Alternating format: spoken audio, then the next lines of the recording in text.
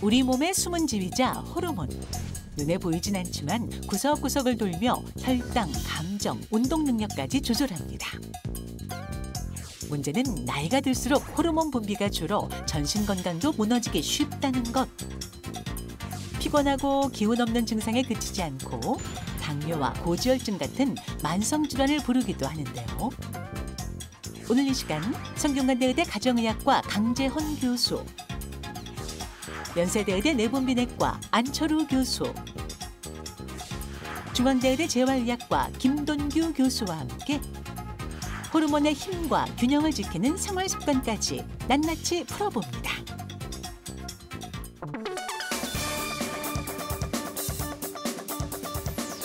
42년의 힘! 믿고보는 무엇이든 물어보세요. 매주 수요일은 100살까지 건강하게 살 수 있도록 생활습관을 점검하고 바로잡는 날입니다. 네, 똑같은 나이인데도 어떤 분들은 건강을 잘 유지하고 쌩쌩하신 데 반해서 또 어떤 분들은 좀 나이 들어 보이고 앓는 병이 많단 말이죠. 네. 그 이유가 바로 오늘의 주제인 호르몬 때문이라고요, 강 교수님. 네, 그렇습니다. 사실 노화는 나이가 들어가면서 잘 유지되던 세포와 조직의 기능, 장기의 기능이 점점 떨어지게 되는 건데요.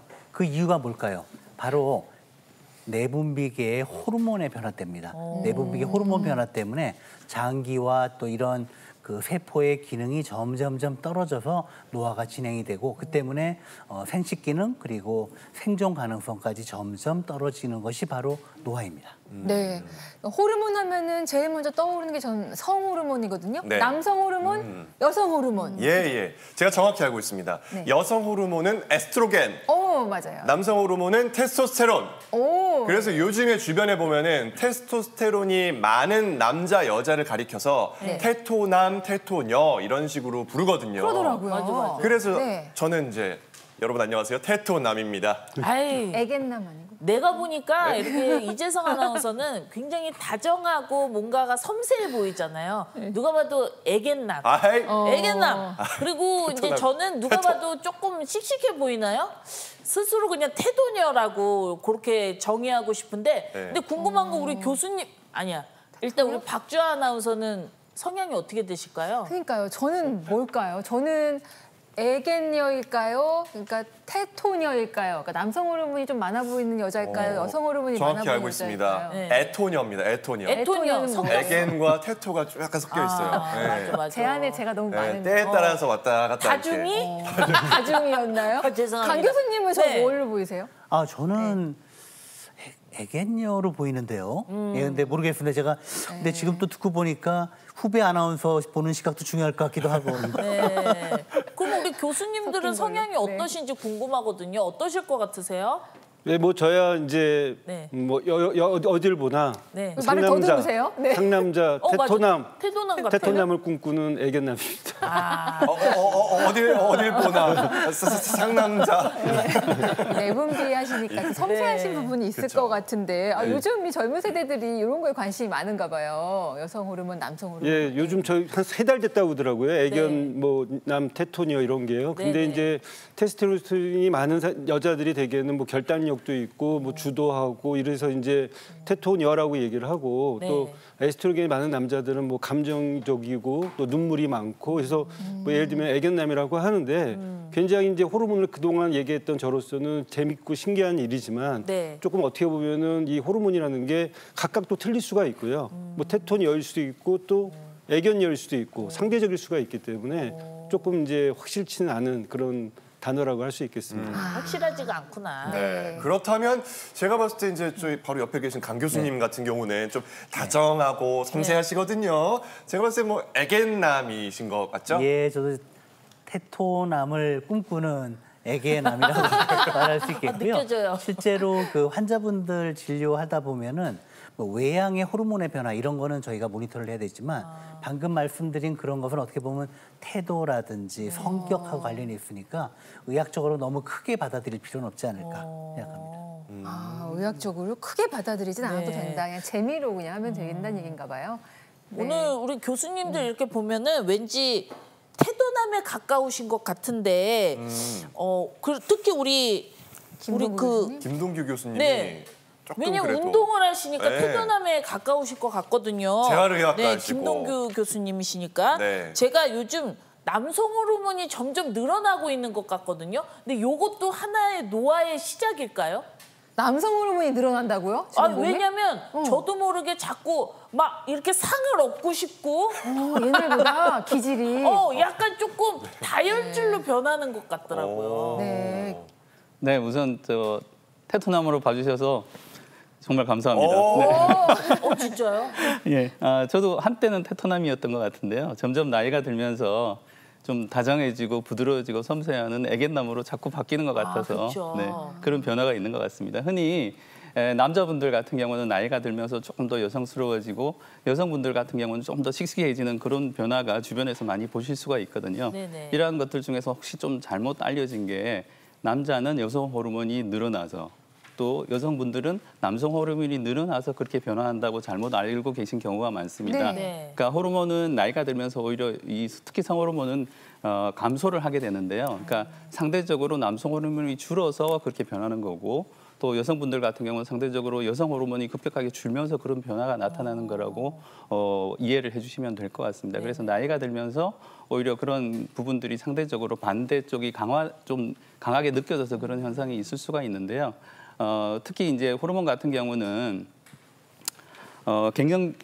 줄어들게 되면 남성은 이제 남성 호르몬이 줄면서 근력이 많이 감소하고 근육량이 줄게 되고요. 또 활력도 줄고 여성분들 같은 경우는 호르몬 기능이 떨어지면서 뭐 여러 가지 갱년기 증상도 겪게 되고 그다음에 여성으로서의 어떤 생리적 기능이 이제 굉장히 어려워지는 그런 상황이 생기게 됩니다. 그래서 우리가 건강하게 나이가 들면서 이런 호르몬 관리가 절대적으로 필요하고요.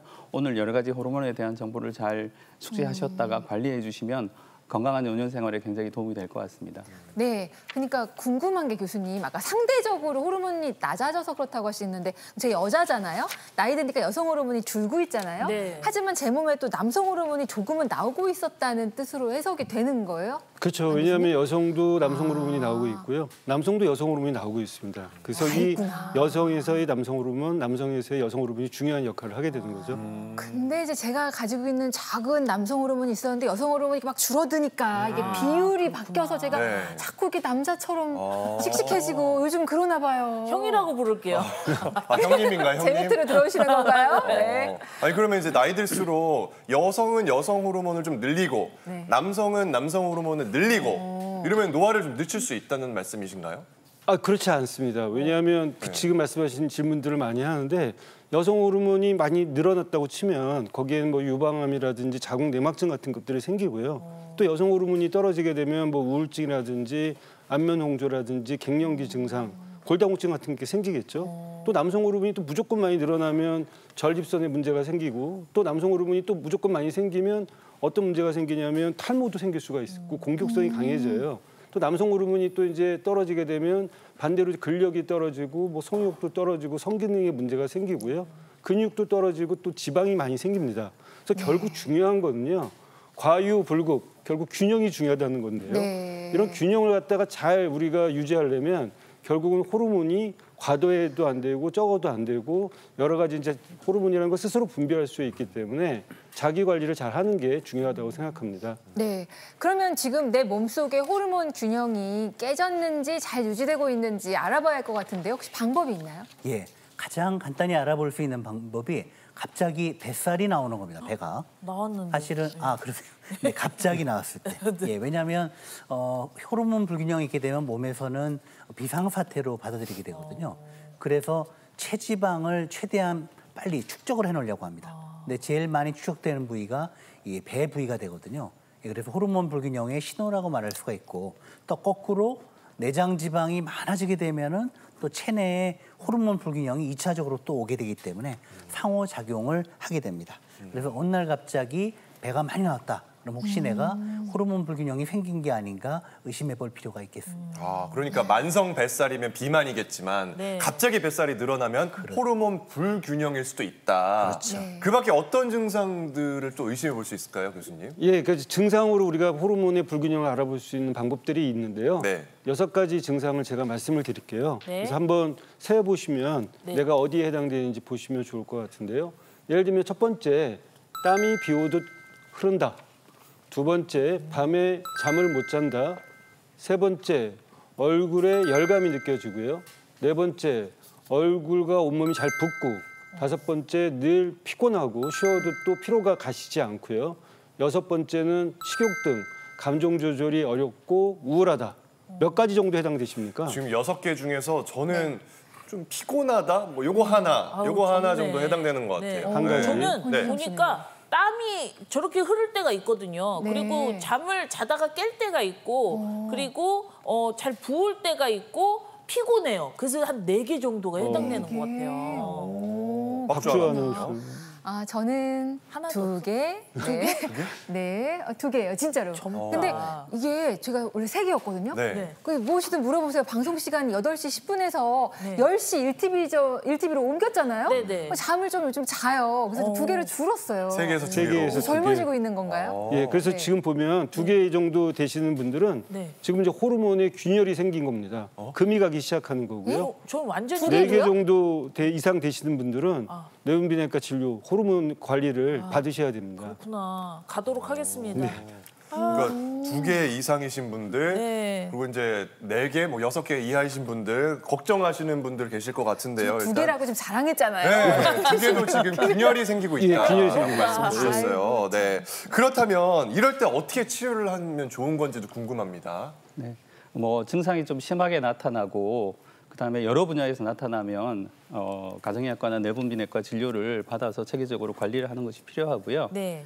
특히 이 호르몬 기능 관련해서는 굉장히 개인차가 굉장히 크다고 볼 수 있습니다. 특히 이제 스트레스 환경이나 생활 습관에 따라서 굉장히 다르게 나타날 수가 있는데요. 예를 들어서 80대라고 하더라도 이러한 기능이 한 30대 정도로 굉장히 건강하게 유지되시는 분이 있는 반면에 30대라고 해도 한 80, 60, 70대의 어떤 노인과 같은 기능을 보여주는 경우가 굉장히 많이 있습니다.